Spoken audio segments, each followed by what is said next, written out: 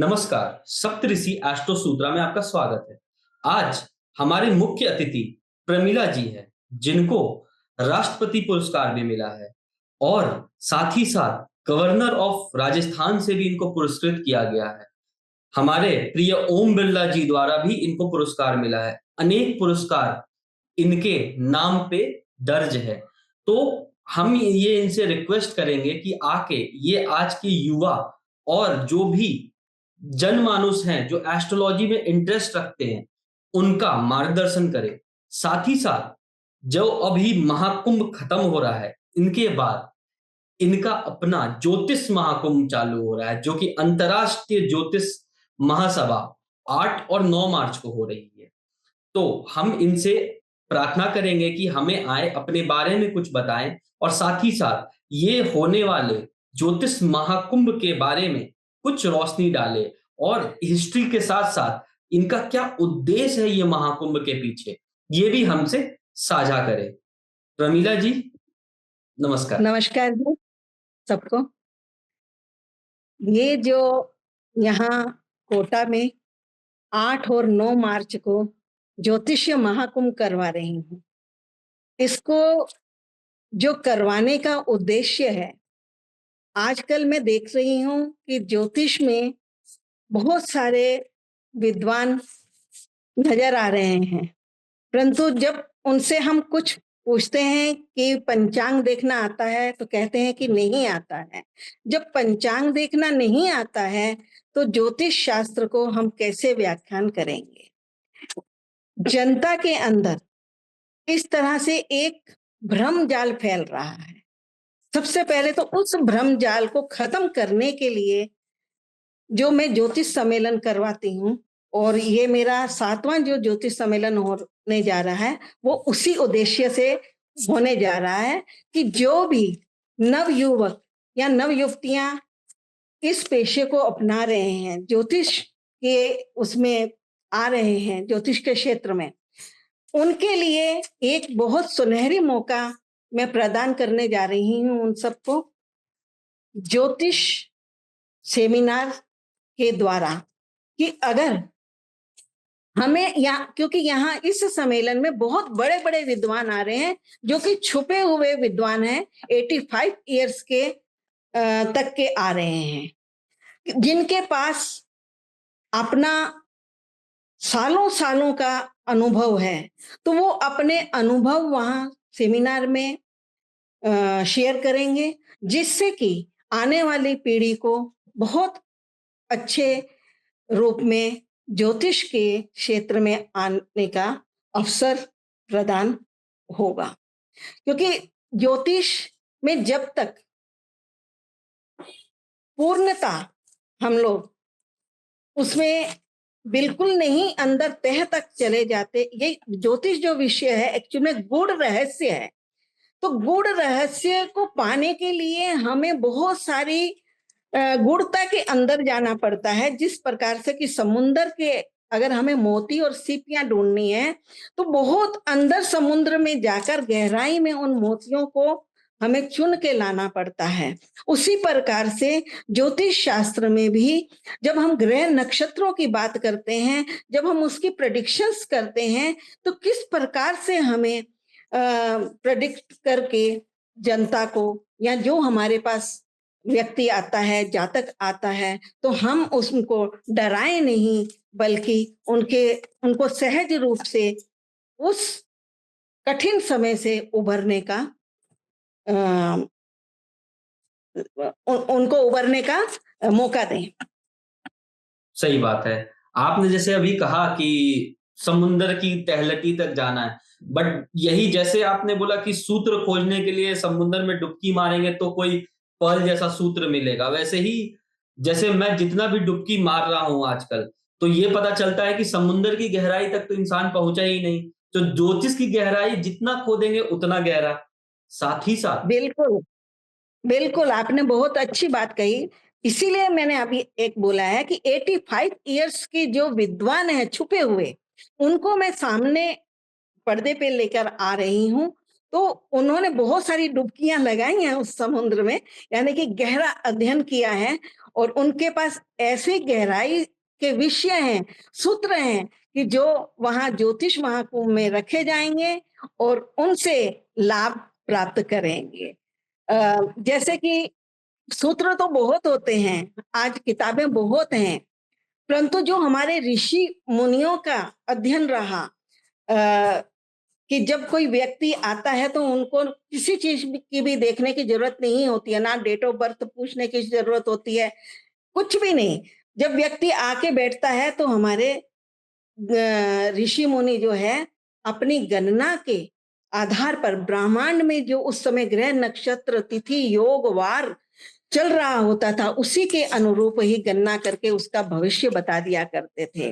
परंतु आज ऐसा नहीं है, क्योंकि आज अगर तिथि का नहीं मालूम होगा, नक्षत्र का नहीं मालूम होगा, योग का नहीं मालूम होगा, कर्ण का नहीं मालूम होगा, तो गणना कहाँ से होगी? वो गणना सटीक नहीं बैठती है। जब सटीक नहीं बैठती है तो व्यक्ति जो है भ्रम जाल में फंसते हैं, भ्रमित होते हैं कि नहीं ये ज्योतिष सटीक नहीं है, हम तो इसमें विश्वास नहीं करते। परंतु पहले तो हमारे ऋषि मुनियों के द्वारा जो सटीकता दी जाती थी और जो राजे महाराजे हुआ करते थे तो वो अपने दरबार में फिर ज्योतिष क्यों रखते थे अगर ज्योतिष सटीक नहीं होती तो? सही बात। ज्योतिष बिल्कुल 101% सटीक है।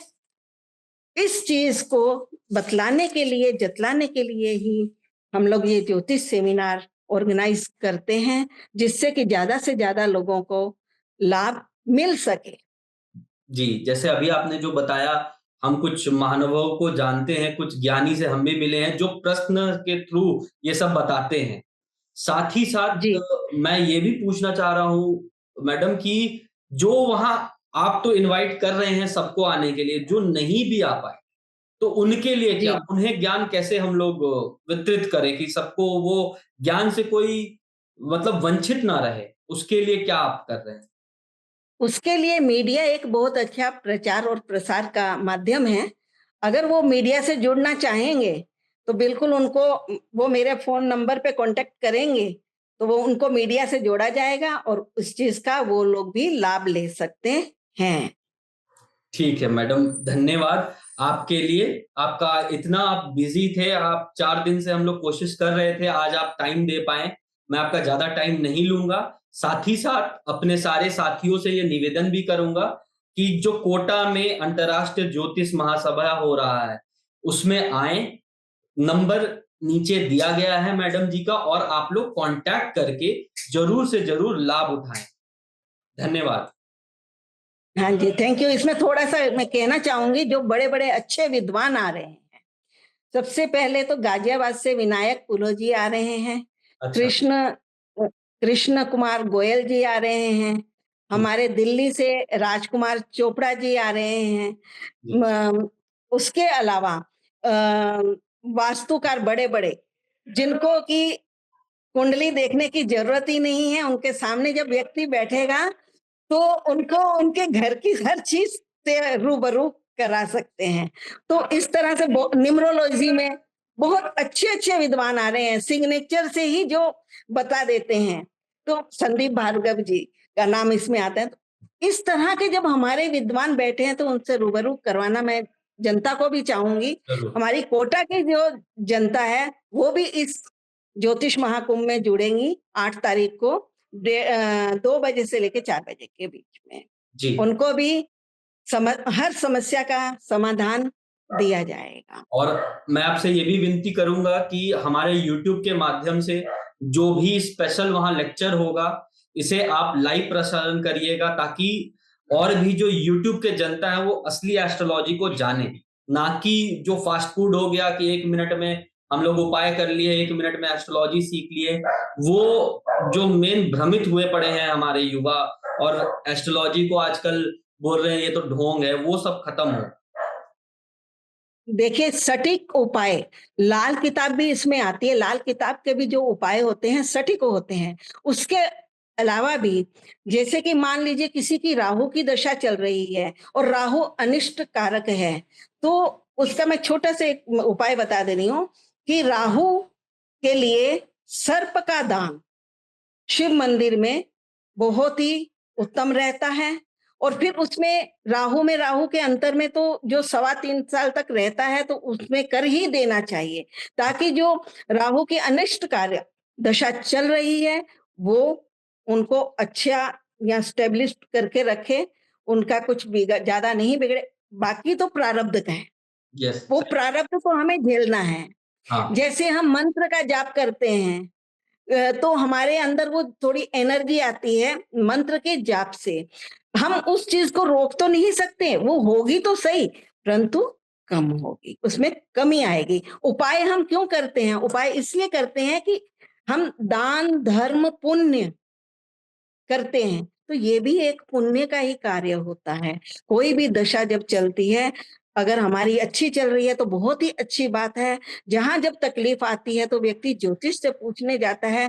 तो मैं चाहती हूँ कि एक ज्योतिष का जो कर्तव्य है और जो ज्योतिष अच्छे प्रेडिक्शंस करके देते हैं, उनको सटीक उपाय बतलाए जाते हैं, उसके माध्यम से उनका जीवन धीरे कट जाता है उस विपदा भरी स्थिति से जो ग्रह उस समय चल रहे होते हैं। और एक बात, ग्रहों की तो दशा चलती है, लेकिन ब्रह्मांड में जो गोचर में ग्रह चल रहे होते हैं और उसके साथ साथ नक्षत्र, जो नक्षत्र होते हैं वो फल देते हैं, ना कि ग्रह फल देते हैं। सही बात है। नक्षत्र, ये जो चीज है ना, नवतारा पद्धति लोग भूल चुके हैं। फिर जी हम लोग आजकल नाम लग दे रहे फैंसी, बट हम लोग नक्षत्र के हिसाब से नाम रखते ही नहीं है। और फिर नक्षत्र का बिल्कुल। गोचर जो होता है, भले कितना भी शुभ ग्रह हो, बट अगर नक्षत्र ही निदान या फिर प्रत्येक में आ गया तो वो उसको शुभ फल मिलती नहीं है। ये सब छोटे-छोटे चीजें जो ध्यान नहीं देते एस्ट्रोलॉजर्स। अगर मैं तो एक बात और भी कहना चाहूंगी यहाँ पर दुबे जी, कि अगर किसी को भी कोई परेशानी हो रही है तो उनका जो जन्म नक्षत्र है उससे संबंधित ही वो जाप कर लें, या उससे संबंधित पेड़ का रोपण कर दें और उसको सींचे, और जन्म नक्षत्र से संबंधित चीजों का दान कर दें, तो उससे भी उनके कष्टों का निवारण हो सकता है। धन्यवाद। आपने कुछ-कुछ बहुत ही स्पेसिफिक उपाय दिए हैं जो कि वाक़ई में ही ये हम भी इस्तेमाल करते हैं नवतारा पद्धति में। और साथ ही साथ राहु का एक उपाय दिया। आजकल राहु, एक तो कलयुग, ऊपर से राहु के नाम से सब डरते हैं। तो ये उपाय बहुत ही कारगर रहेंगे हमारे व्यूअर्स के लिए। हम आपकी ये महत्वपूर्ण समय के लिए बहुत-बहुत आपसे धन्यवाद और आभार व्यक्त करते हैं। जल्द ही हम लोग आपसे मिलेंगे भी। धन्यवाद। नमस्कार। नमस्कार।